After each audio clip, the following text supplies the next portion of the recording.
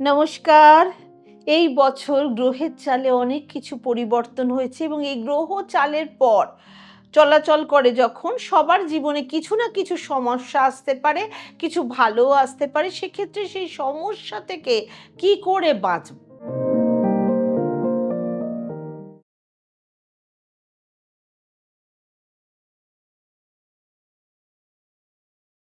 নমস্কার, আমি ডক্টর বলাকা ব্যানার্জি। আমার নিজস্ব চ্যানেল সুখের চাকায় আপনাদের সবাইকে স্বাগত। আপনারা যদি আপনাদের জন্মকুষ্ঠী বিশ্লেষণ করাতে চান, তাহলে অবশ্যই ডেসক্রিপশন বক্সে দেওয়া নাম্বারের সাথে যোগাযোগ করুন।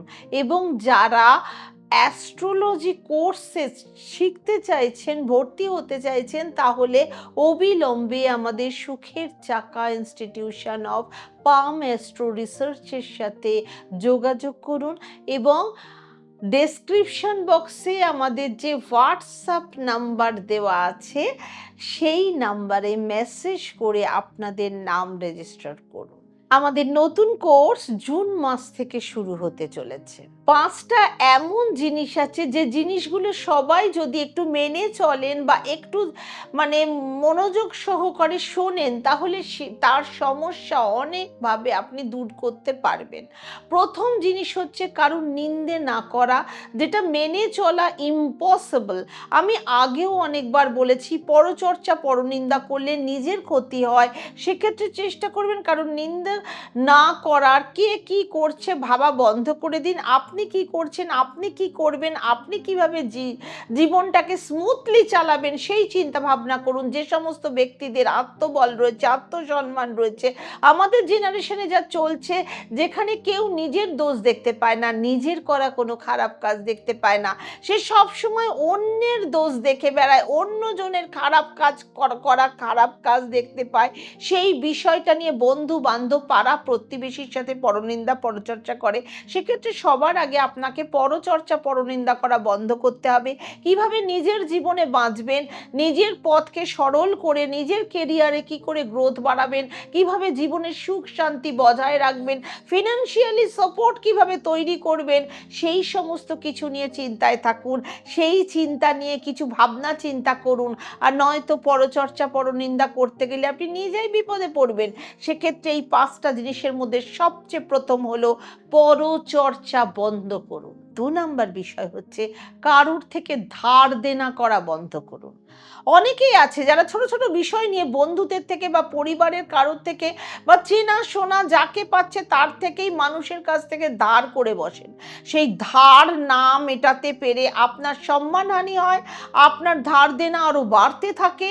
এমন অনেক মানুষ আছে যারা বন্ধু বান্ধবের মধ্যে সবাইকে বলেন যে ট্রিট দেব, সবাইকে নিয়ে খাওয়াতে যান, চলেও যান সেই জায়গায়, সেখানে গিয়ে দেখেন সবাইকে খাওয়ানোর মতো টাকা তার নেই।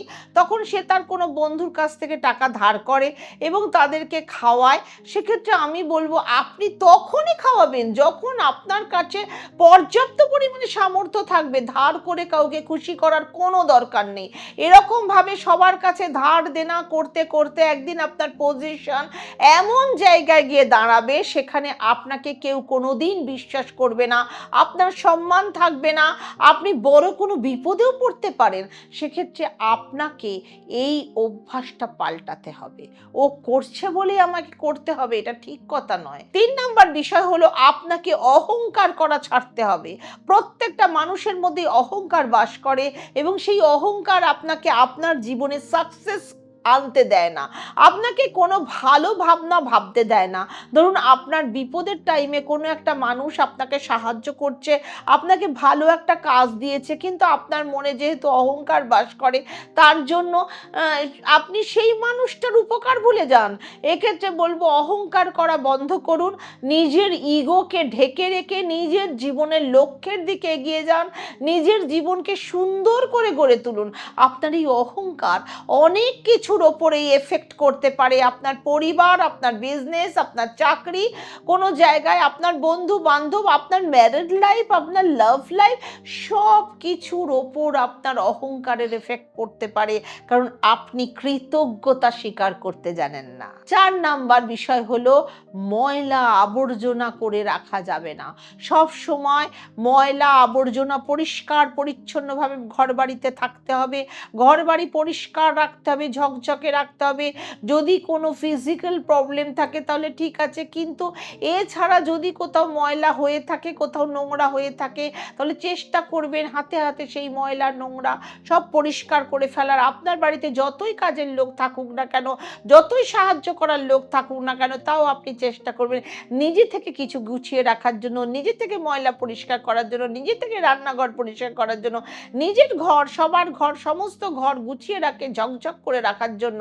এবং রান্নাঘরের আরও একটা বিষয় বলবো যেটা খুবই করা উচিত বাড়ির পজিটিভিটি বজায় রাখার জন্য, রাত্রিবেলা আপনার রান্নাঘর কীরকমভাবে রাখা উচিত। রাত্রিবেলা সবার খাবার দাবার হয়ে গেলে চেষ্টা করবেন সেই এঁটো বাসন ধুয়ে রাখার, রান্নাঘর নিট অ্যান্ড ক্লিন করে রাখার চেষ্টা করবেন। কোনো গন্ধ জাতীয় জিনিস বেশি খাওয়া হয়ে গেলে রুম ফ্রেশনার দিতে ভুলবেন না ঘুমোতে যাওয়ার আগে। অনেকে আছেন রান্নাঘরের সমস্ত কিছু নোংরা জিনিস প্লাস্টিকে ভরে জানলা দিয়ে অন্যের বাড়ির সামনে ফেলে দেন, রাস্তার মাঝখানে ফেলে দেন। সেটা হচ্ছে খুব একটা খারাপ অভ্যেস। এই সমস্ত কাজ যারা করে তাদের ঘরে কোনো শান্তি থাকে না, জীবনে কোনো শান্তি থাকে না। আপনি মিলিয়ে নেবেন, তারা জীবনে শান্তি পায় না, তাদের শরীরে অনেক রোগ বাসা বাঁধে। সেক্ষেত্রে এই অভিজ্ঞতা থাকলে চেষ্টা করবেন সেই অভিজ্ঞতা ছাড়ানোর। অনেকে আছে কোনো নোংরা জিনিস খেলার ছলে নদীতে ভাসিয়ে দেয়, নদীতে ছুঁড়ে ফেলে দেয়, পুকুরে ফেলে দেয়, বিষয়টা খুব খারাপ। সে সমস্ত মানুষদের রোগ তার জীবনের কখনো লাভ দেখতে পায় না। তারা বাচ্চাদের কখনো তাদের বাচ্চাদের কোনো ভালো প্রভাব দেখা যাবে না। ভালো অভ্যাস করতে হলে ওয়েল সেটেলড হবে না তাদের বাচ্চারা, কারণ আপনি পৃথিবীর বুকে এই ধরনের নোংরা ফেলে দিচ্ছেন। 5 নম্বর বিষয় হচ্ছে কঠোর পরিশ্রম।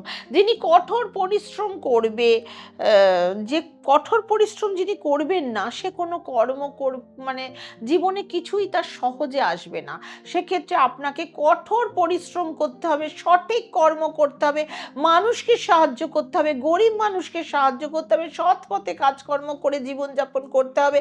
যদি আপনি পরিশ্রম না করেন তাহলে জীবনের কোনো কিছু সহজভাবে পেতে পারবেন না। আপনি যদি এখন মনে করেন যে আপনি কাজ করবেন না, কর্ম করবেন না, কিন্তু আপনার সমস্ত সকল আহ্লাদ ভগবান এমনি এমনি পূরণ হয়ে যাবে, এমনি এমনি আপনার সংসার চলে যাবে, আপনার সন্তানরা এমনি এমনি বড় হয়ে যাবে, তাহলে এই ধারণাটা তো আপনাদের একদম ভুল ধারণা হবে। সেক্ষেত্রে আপনাকে কর্ম করতে হবে, দায়িত্ব নিতে হবে এবং সুকর্ম করতে হবে। 3টে জিনিস অবশ্যই করতে হবে আপনাদের: পুজো করা, দান করা। এই দুটো জিনিস অবশ্যই করবেন, যে কোনো পদ্ধতিতে করতে পারেন। চেষ্টা করবেন আপনার ঘরের মধ্যে যাতে একটু রোদ্দুর পড়ে, আলো আসে, এটা আপনার বাড়ির জন্য খুব ভালো হবে এবং নেগেটিভিটি দূর হবে, পজিটিভিটি আসবে। আর নয়তো যদি পারেন যতই গরম হোক আর রোদে বসে একটু তাপ নেওয়ার চেষ্টা করবেন, কষ্ট হলেও একটু চেষ্টা করা উচিত। দরকার হলে একটু সানস্ক্রিন মেখে নেবেন ভালো করে, তারপর আপনি রোদে তাপ নিতে বসুন। এটি আপনার শরীর স্বাস্থ্যের জন্য বিশেষ উপকারী, প্রচুর রোগ নাশ হবে এতে। আর চেষ্টা করবেন বাড়িতে যদি কোনো অতিথি আসে তাকে সব সময় খাইয়ে দাইয়ে আপ্যায়ন করে বাড়ি থেকে পাঠানো। যদি আপনি ভরা পেটে নাও খাওয়াতে পারেন বা সেও যদি ভরা পেট না খেতে চায়, তাহলে একটু জল, মিষ্টি জল, বাতাসা আপনার সামর্থ্য অনুযায়ী আপনি সেটা খাওয়াবেন। কোনো আত্মীয় স্বজনরা যাতে অভুক্ত অবস্থায় বাড়ি ফিরে না যায় সেদিকে একদম ভালো মতো দৃষ্টি রাখবেন। এগুলো কি বলুন তো, একটা সুঅভ্যাস। এই অভ্যাসের দ্বারা তারাও প্লিজড হবে এবং আপনার ওপরও ভগবানের আশীর্বাদ বর্ষিত হবে। ওম শান্তি।